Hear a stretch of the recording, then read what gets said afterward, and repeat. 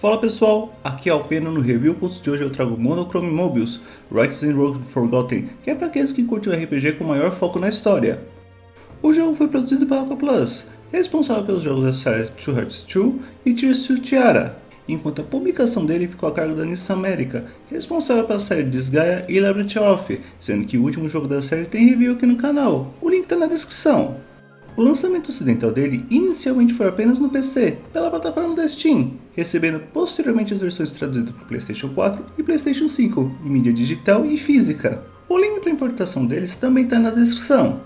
Mas sem mais delongas, vamos acompanhar o Ostor enquanto ele defende o reino de Yamato?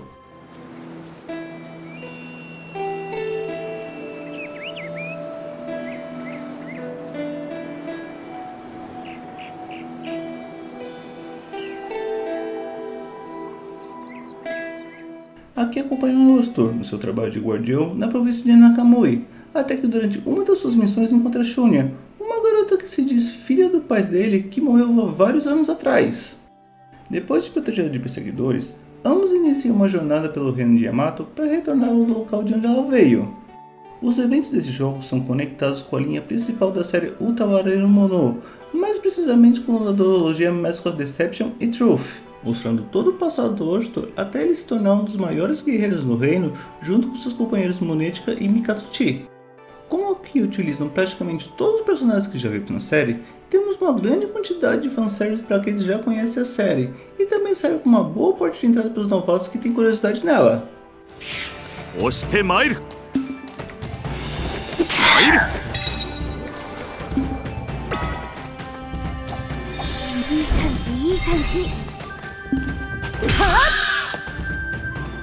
Esse foge do gênero principal da franquia, sendo RPG por turno misturado com visual novel, em vez de usar o estilo de RPG tático que vemos na linha principal.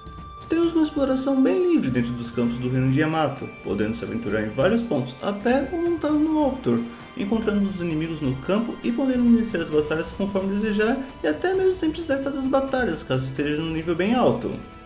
Enquanto a base das batalhas segue o padrão que conhecemos do RPG por turno, ele tem uns extras para aumentar a estratégia, como o uso do anel de turno, que dependendo das ações, tanto os personagens como os inimigos podem entrar no anel menor, onde o turno inicia mais rápido. Cada um dos personagens tem ataques próprios, facilitando a montagem da estratégia para o apoio do time e atrapalhar os inimigos, como também no uso do Overseal para avançar no anel de ações ou ativar as técnicas secretas de cada um deles.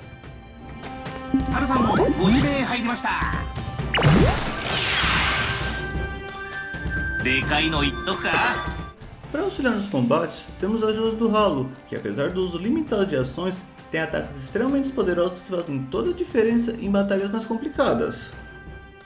Fora dos combates, temos customizações das características dos personagens, que nem ocorrem nos outros jogos da franquia, como também investimento e melhoria nos equipamentos na capital. Também podemos melhorar as habilidades do Halo, tanto nas ativas de combate como nas passivas, que auxiliam muito na exploração e nos combates, valendo bastante a pena concentrar nessa parte. E claro, como não se pode faltar nos RPGs, temos as missões paralelas que adicionam bastante conteúdo no jogo, além das caças dos monstros mais fortes que requerem uma estratégia especial em certos casos. Uma coisa que é bom apontar é a quantidade de conversas, aqui muitas vezes são bem maiores do que já temos nos RPGs, devido ao estilo de visual novel que a franquia foca bastante, daí é bom ficar preparado na hora de iniciar alguma nova sequência da história.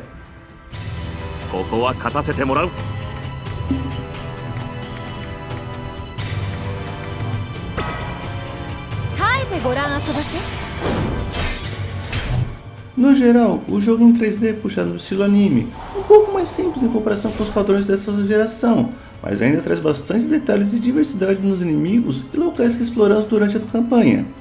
Também temos algumas artes em 2D para ilustrar vários momentos da história, tanto os mais sérios como os mais cômicos, marcando bastante quando eles aparecem.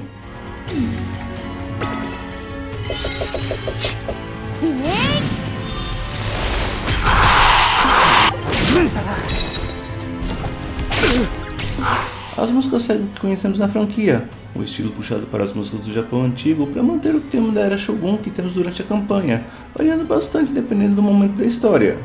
Assim como os outros jogos da franquia, aqui só temos dublagem em japonês, mantendo os mesmos atores que tivemos nos jogos anteriores com seus personagens. Entre o time temos... そんなに急いで。 Kintaro Tony, dublador do Hoshtor do Halo, faz o Takeshi do Hyperscape e o Chris do Xenoblade Chronicles 2. ホシトル、そっか、ホシトルなんだ。 Yuko Minaguchi, dublador da Shunya, faz a maioria das aparições da Videl e da Pan da série Dragon Ball e a Mousse do One Piece. そこの貴様、とてもふさわしいとは思えん。 Yuya Yoshuta, dublador do Mikasuchi, faz o Cleve do Final Fantasy XVI e o Dr. Frankenstein da série Soul Eater. はい、母上様、行ってまいります。 Saori Ayami, dublador da Monética, faz a Yor do Spy Cross Family e a Fubuki do One Punch Man. 歯向かうなら容赦しない。宗近がやばい。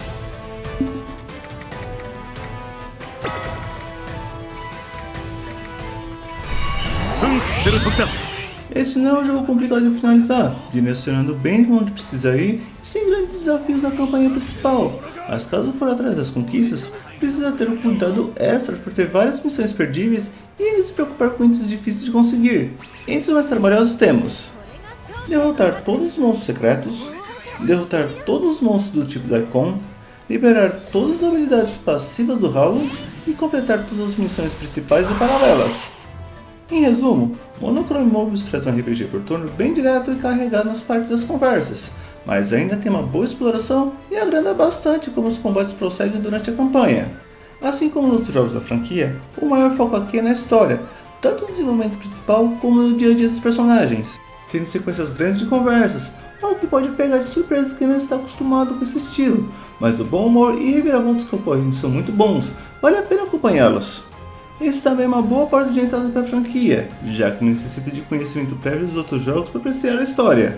Mas claro, se conhece o que ocorre nos jogos posteriores, vai curtir bem as diversas referências que aparecem no decorrer da campanha. Gostou do vídeo? Tem alguma dúvida? Deixa um comentário aí e não esqueça de curtir o vídeo e se inscrever no canal. Obrigado e até a próxima!